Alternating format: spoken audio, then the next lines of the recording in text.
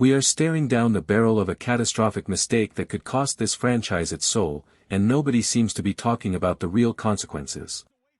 Winning these last 2 games isn't just about pride, it's the exact trigger that could force the Raiders to trade Maxx Crosby. If you think number 98 is safe regardless of what happens on the scoreboard, you need to wake up and look at the math right now. The dangerous paradox of winning. Listen, I need everyone to take a breath and really hear what I am about to say. I am not saying this to be a pessimist, and I am certainly not saying this because I want it to happen. I bleed silver and black just like you. But sometimes, being a fan means looking at the ugly truth that is staring you right in the face. We have 2 games left.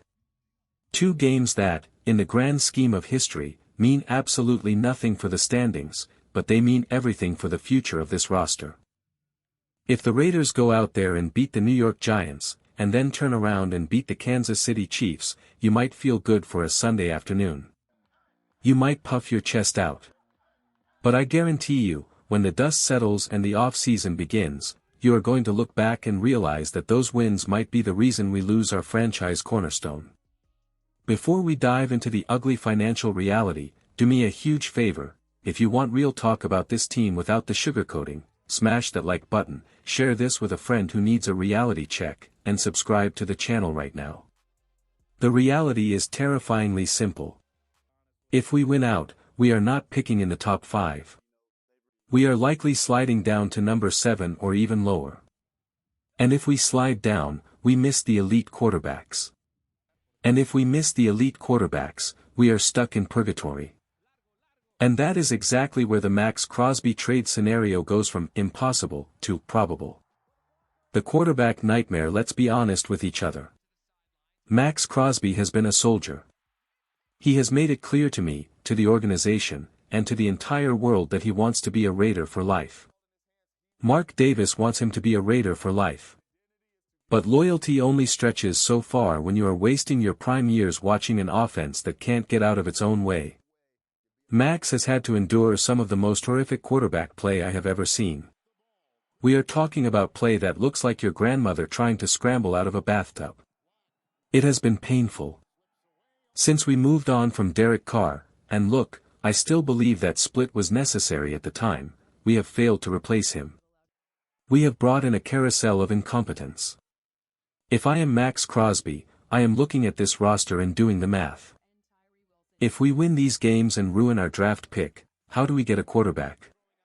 We don't have the capital to trade up from pick 7 to pick 1. We can't jump a team like the Jets if we don't have the ammo.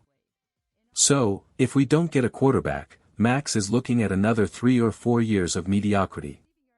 Do you really think a competitor like that is going to sign up for another rebuild with no clear answer under center? He wants to win a Super Bowl. He wants to build a legacy. And if the Raiders can't provide a path to a quarterback, he might just look at the front office and say, I love you guys, but I can't ruin my career here. And frankly, could you blame him? The financial reality check now. I know some of you are screaming at your screens right now. We would never trade him. He's the face of the franchise. I get it. I feel that emotion too. But the NFL is a business, and you have to follow the money. This is where it gets scary. When the Raiders restructured Maxx Crosby's contract, they didn't just do it to be nice. They did it strategically. They front-loaded the deal in a way that makes him incredibly easy to trade in 2026 and 2027. They set it up so that if they move him, they aren't eating a massive amount of dead money that cripples the cap. They actually save a fortune. If the Raiders trade Max in 2026, they clear over $30 million in cap space. $30 million. That is money you can use to sign 3 or 4 high-quality starters to plug the holes on this sinking ship. And let's look at 2027. Max has zero guaranteed money left on his deal from 2027 through 2029. Do you think he's going to play for non-guaranteed money? Absolutely not. He is going to demand a new extension. So here is the rhetorical question I need you to chew on. If you are an owner who cares about the bottom line, and you are staring at a full rebuild with no quarterback, do you pay a 28-year-old defensive end $30 million a year, or do you trade him for a treasure chest of draft picks to start over? The draft pick dilemma. This brings us back to the games against the Giants and the Chiefs. Winning these games is a financial disaster for Mark Davis. It's not just about draft position, it's about leverage. If you have the number 1 overall pick, you control the draft.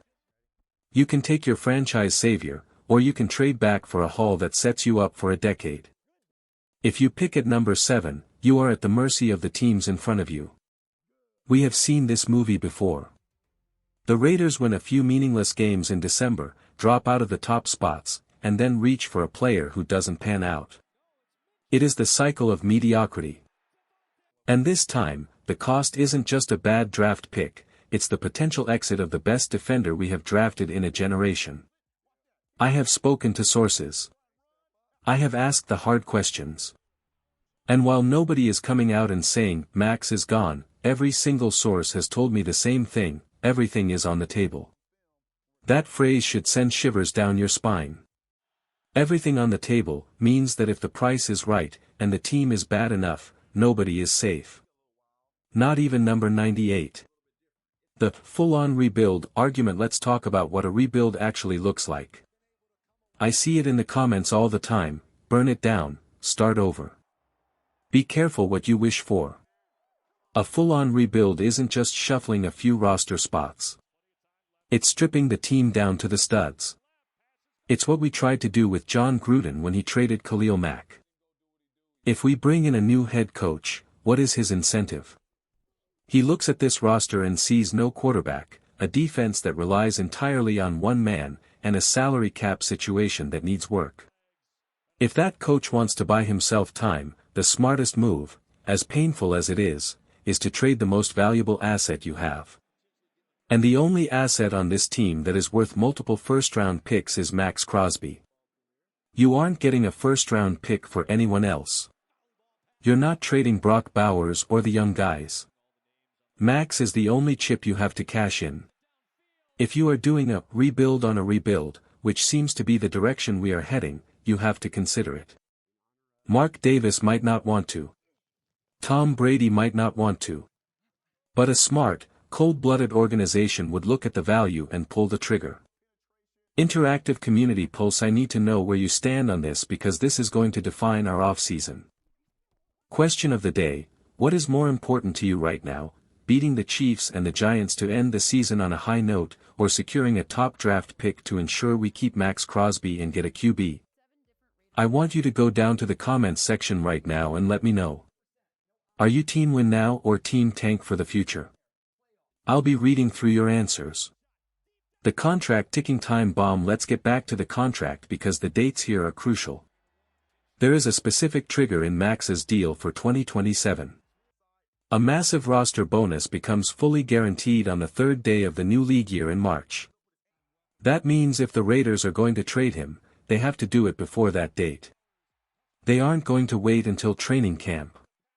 The 48 hours leading up to the start of free agency are going to be chaotic. If the Raiders decide to move on, it will happen fast. And remember, the market for defensive ends is exploding. Micah Parsons is about to reset the market. Will Anderson will be next. Maxx Crosby is currently a bargain at $29 million, but he won't be for long. He is going to want that market resetting money. If the Raiders are sitting at pick number 7 with no quarterback and a coach who wants to start fresh, paying a defensive end $35 or $40 million a year might not make sense to them. It makes sense to us fans because we love him. We wear his jersey. But the people writing the checks? They are looking at spreadsheets, not sentiment.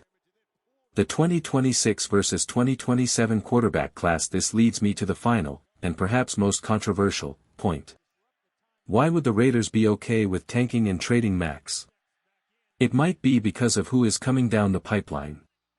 There is a growing belief in scouting circles that the 2027 quarterback class might be superior to the 2026 class. I'm not saying it's a fact, but I'm saying the whispers are there. We are hearing names like C.J. Carr.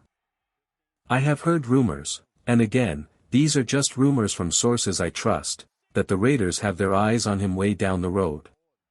If the organization decides that the 2026 class is weak, if they don't believe in Dante Moore, or Fernando Mendoza, or whoever comes out, then their strategy changes.